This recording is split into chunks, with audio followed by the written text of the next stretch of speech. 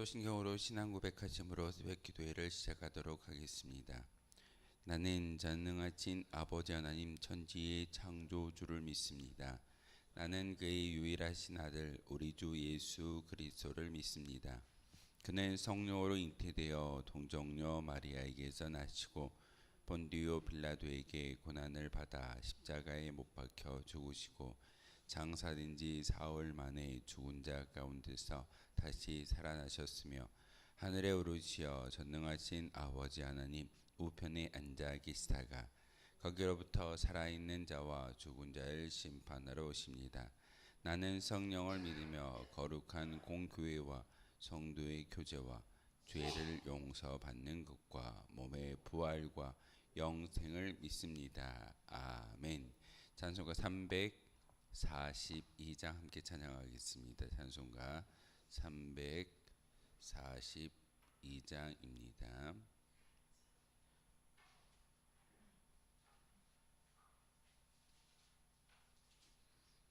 찬송가 342장입니다.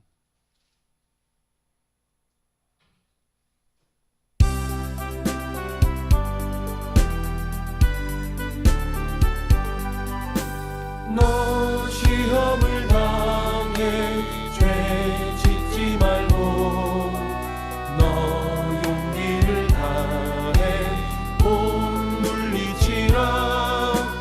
너 시험을 이겨 새 힘을 얻고 주 예수를 믿어 늘 승리하라. 그의 위로를 빌라. 주님 내 편에 서서 항상 도우시니 내 친구를 삼가 잘 선택하고 너 언행을 삼가 늘 조심하라. 너 열심을 다해 늘 충성하고 온 정성을 다해 주 봉사하라. 우리 구주의 힘과 그의 위로를 빌라. 주님 내 편에 서서 항상 도우시니 잘 이기는 자는 상 받으리니 넌 낙심치 말고 늘 전진하라. 내 구세주 예수 힘 주시리니 주 예수를 믿어 늘 승리하라. 우리 구주의 힘과 그의 위로를 빌라. 주님 내 편에 서서 항상 도우시리. 함께 보실 하나님 말씀은 잠언 6장 1절에서 마지막 35절까지의 말씀을 보겠습니다. 잠언 6장 1절에서 마지막 35절까지의 말씀입니다. 우리 한 절씩 교독으로 하나님 말씀 받들어 읽겠습니다. 내 아들아, 내가 만일 이웃을 위하여 담보하며 타인을 위하여 보증하였으면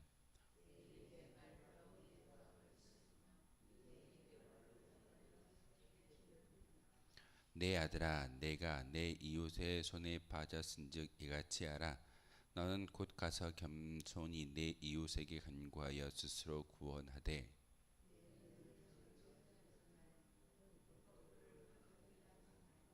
노루가 사냥꾼의 손에서 벗어난 것 같이 새가 그물 치는 자의 손에서 벗어난 것 같이 스스로 구원하라.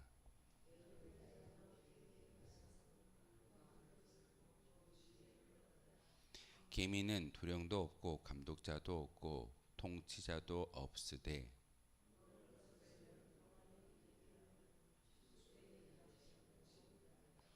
게으른 자여, 내가 어느 때까지 누워 있겠느냐? 내가 어느 때까지 잠이 깨어 일어나겠느냐?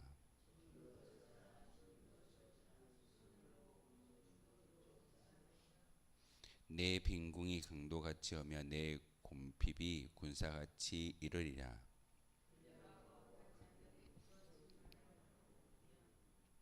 눈짓을 하며 발로 뜻을 보이며 손가락질하며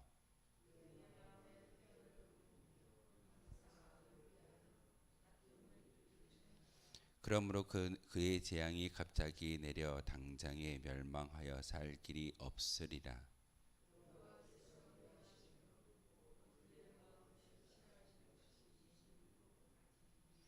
곧 교만한 눈과 거짓된 혀와 무죄한 자의 피를 흘리는 손과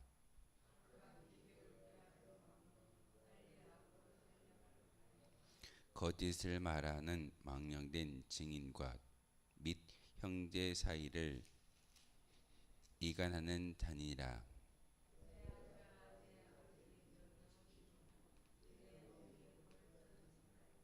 그것을 항상 내 마음에 새기며 내 목에 매라.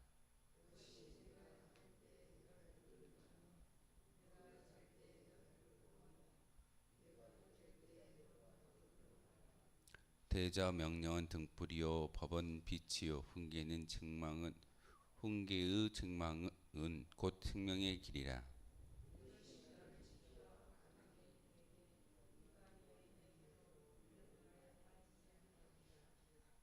내 마음에 그의 아름다움을 탐하지 말며 그 눈꺼풀에 홀리지 말라.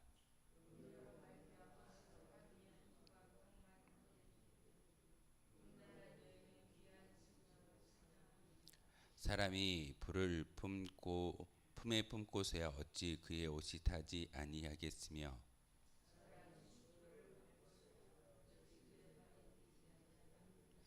남의 아내와 통간하는 자도 이와 같을 것이라. 그를 만지는 자마다 벌을 면하지 못하리라.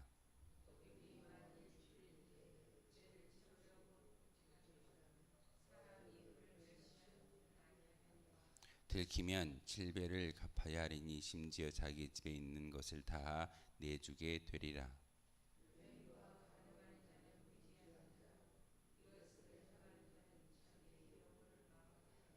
상함과 능욕을 받고 부끄러움을 씻을 수 없게 되나니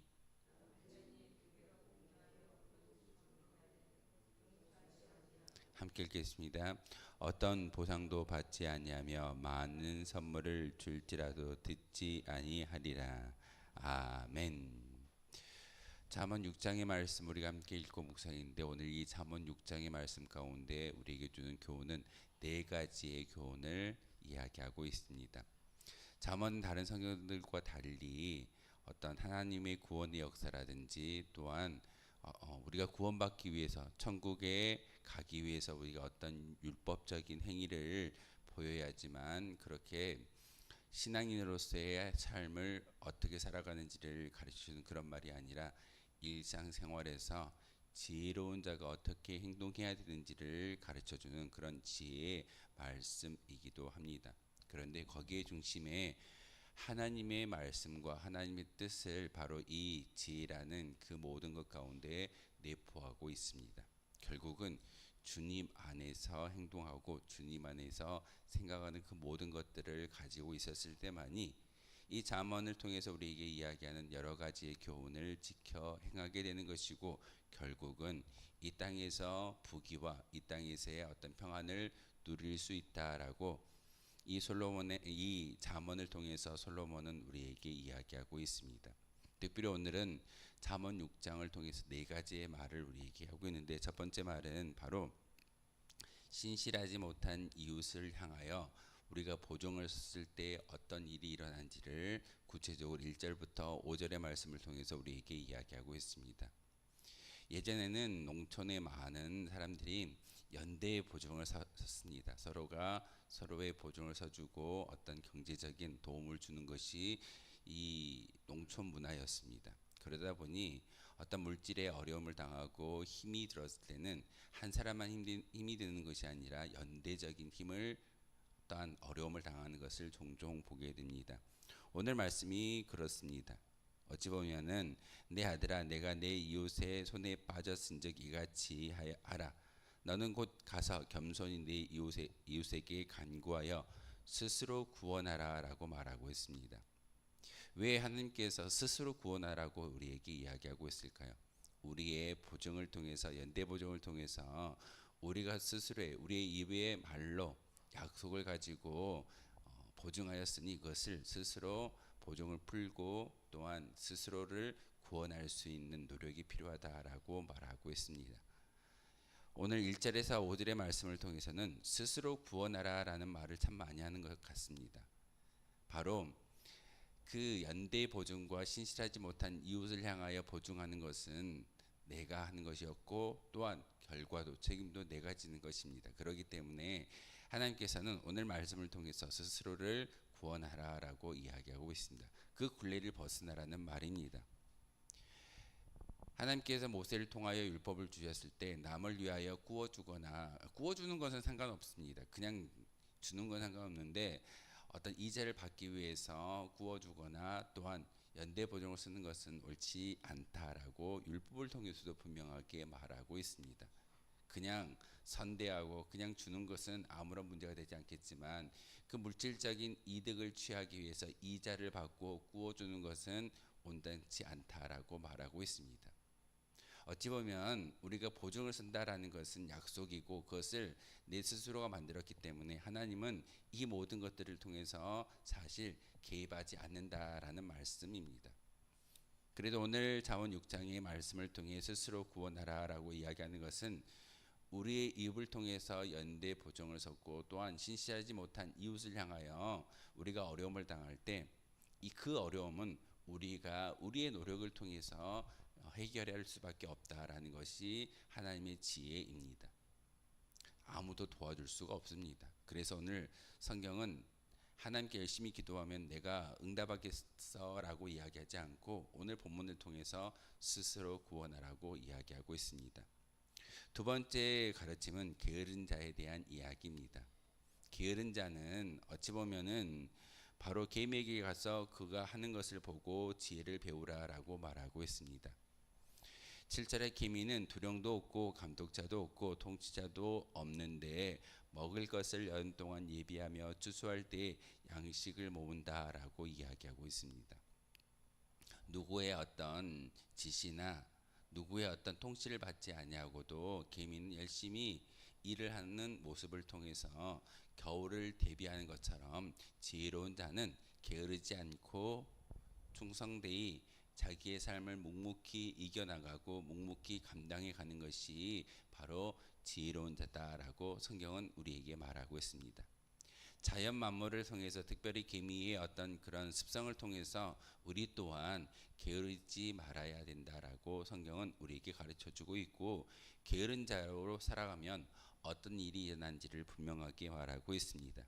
11절에 내 빈궁이 강도같이 오며 내 곰핍이 군사같이 이른다라고 말하고 있습니다.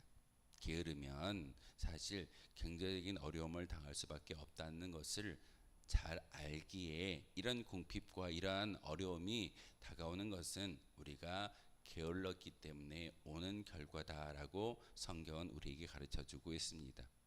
열심히 기도하면 모든 것들이 해결되어질까요? 그렇지 않습니다. 우리가 행동을 통해서 열심히 일을 하고 게으르지 않는 모습을 보일 때만이 거기에 대한 합당한 의의 열매를 우리가 취할 수 있게 된다는 사실입니다. 하나님도 그냥 아무것도 하지 않는 우리에게 은혜를 베푸시고 또한 어떤 물질적인 것을 주시는 것이 아니라 바로 우리가 수고하고 노력할 때 거기에 합당한 보상을 해주시는 분이 바로 하나님이십니다.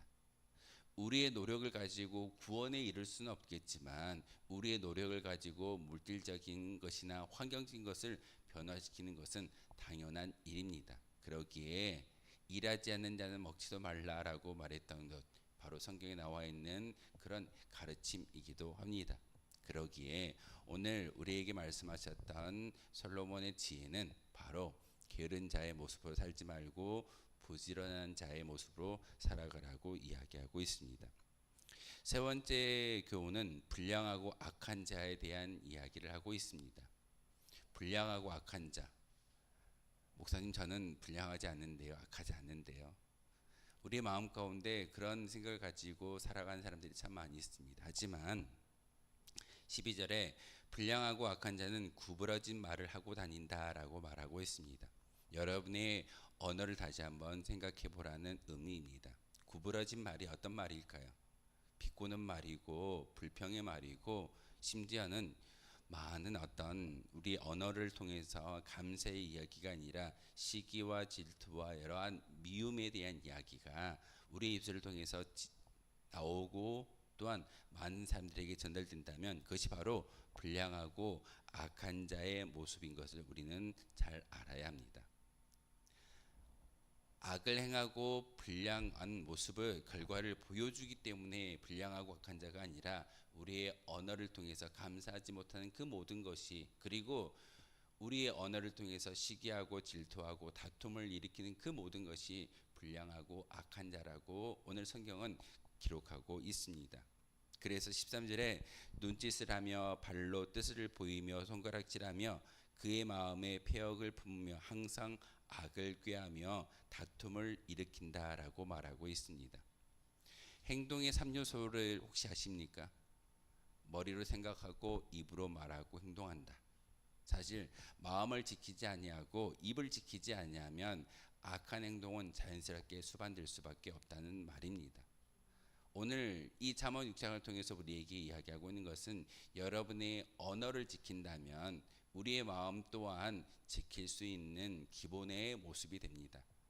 마음을 지키지 못했을지라도 우리의 입술을 지킨다면 행동으로 수반되지는 않을 겁니다. 그런데 종종 마음도 지키지 못하고 입도 지키지 못하면서 결국 악한 자와 불량한 모습이 우리의 행동으로 드러날 때가 참 많이 있습니다. 그럴 때 하나님께서는 그 모든 것들을 주의하라라고 말하고 있습니다. 그러면서 악한 자, 불량한 자가 어떤 모습으로 살아가는지를 7가지를 하나님께서 싫어하신다라고 이야기하면서 18절부터 19절의 말씀을 통해서 그렇게 불량한 자, 악한 자가 어떻게 사는지를 구체적으로 이야기하고 있습니다.